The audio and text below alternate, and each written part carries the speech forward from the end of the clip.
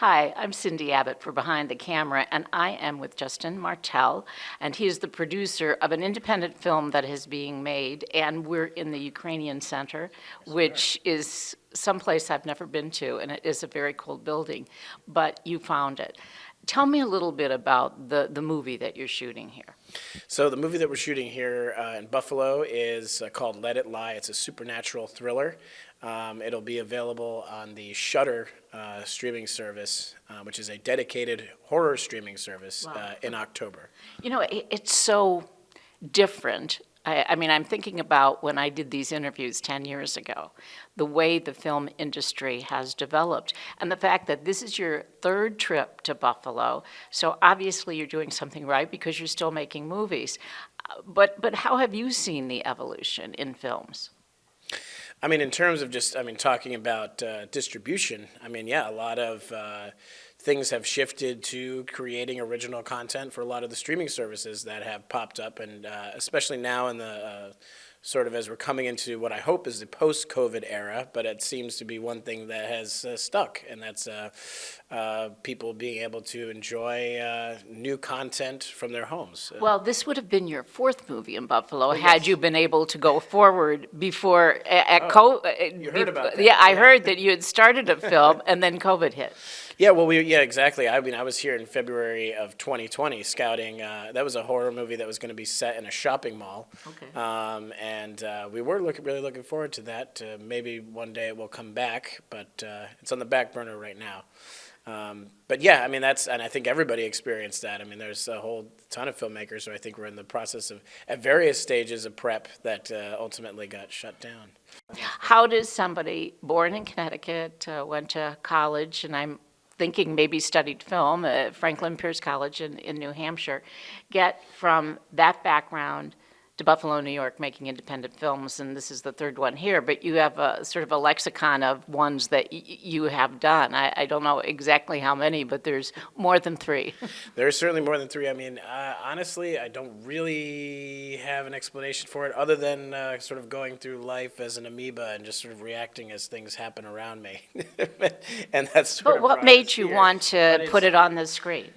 Well, maybe I want to put it on the screen. I mean, okay, so, from a young age, obviously, I really always enjoyed horror films, obsessive in particular with the horror films, and that's not to say that I work only specifically in the horror genre, but that's been primarily my body of work have been films that have been horror movies. And, I mean, personally, I had grown up a big admirer of the films of Troma Entertainment. Lloyd Kaufman, of course, a legendary B-movie director, head of a B-movie studio, the longest-running independent movie studio in New York City. And I had always, when I was a teenager, said that I was going to go to college and I was going to move to New York and I was going to work for Troma Entertainment. I mean, that's literally what I said. Wow. Much to my mother's horror. Chagrin. Yeah, much to my mother's chagrin. I mean, she was like, that's what you want to do? And I grew up reading Lloyd's books, and they were kind of my guide when I was making my own movies in my backyard when I was in middle school and high school. And I moved to New York right after college and happened to go on the Troma website, and it said Lloyd Kaufman's looking for an assistant. I applied, I interviewed. He told me I should absolutely under no circumstances take the job if I, valued my sanity and my happiness. I didn't listen to him, and I took the job, and then I was sitting at a desk at Troma.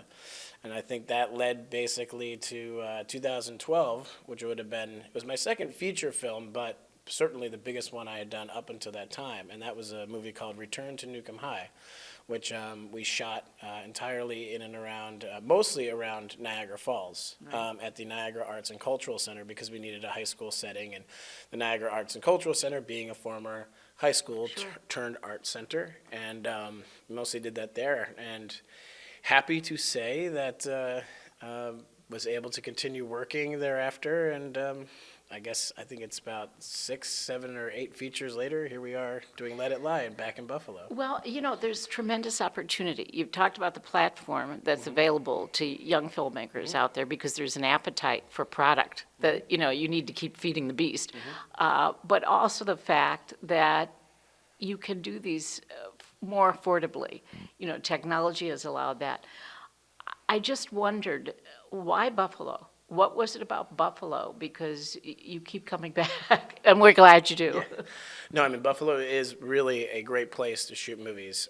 In my opinion, I mean, having done film projects from here to Texas to Eastern Europe and back here again, the Buffalo Niagara Film Commission, Tim Clark and Rich Wall, I would say are they have one of the best film offices in the world. They get involved. I mean, my experience with film offices are you're usually just a bureaucratic sort of institution that you have to go through in order and get, and do paperwork and pay some fees in order to get your movie made. And, you're trying to film in New York City, and not to disparage the mayor's office in New York City, but, it's since there's such a high demand and high volume of stuff coming through there, it's very much like, okay, fill out your paperwork, get your permit, Well, and it's the complete opposite up here. I mean, Tim and Rich, in my opinion, take a real personal interest in what's being filmed up here, and it doesn't matter the size of the movie. It doesn't matter if it's a movie like we're doing for Shudder,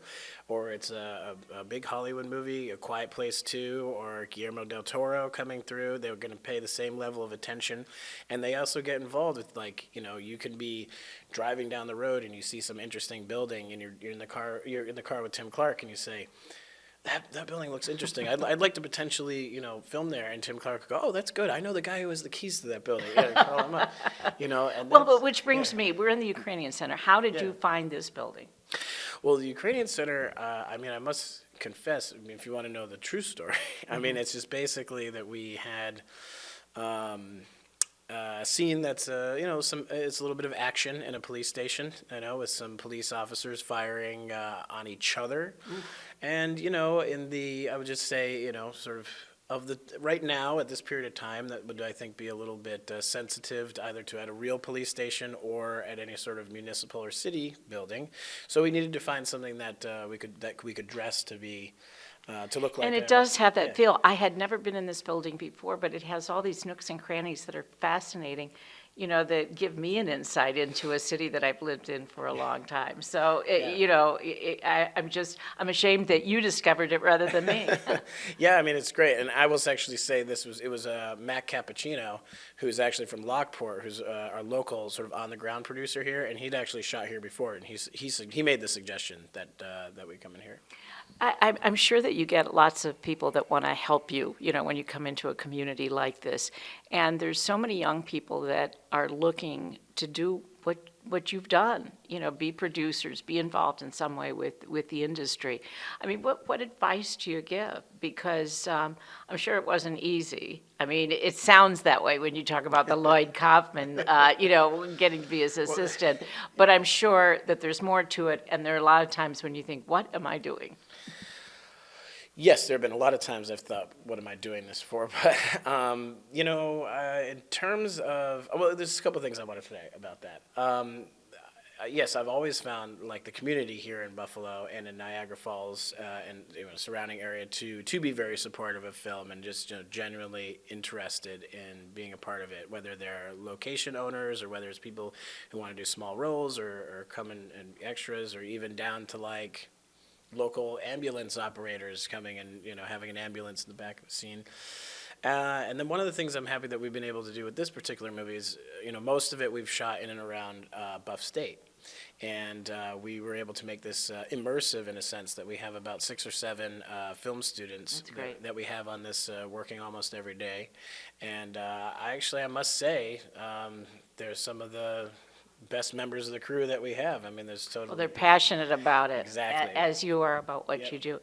Justin, thank you so much for sharing on this busy day a little bit of your time. And we will be watching, and we hope that you'll come back to Buffalo for a 4th and a 5th and a 6th time. I will. All right. And join us next time on Behind the Camera.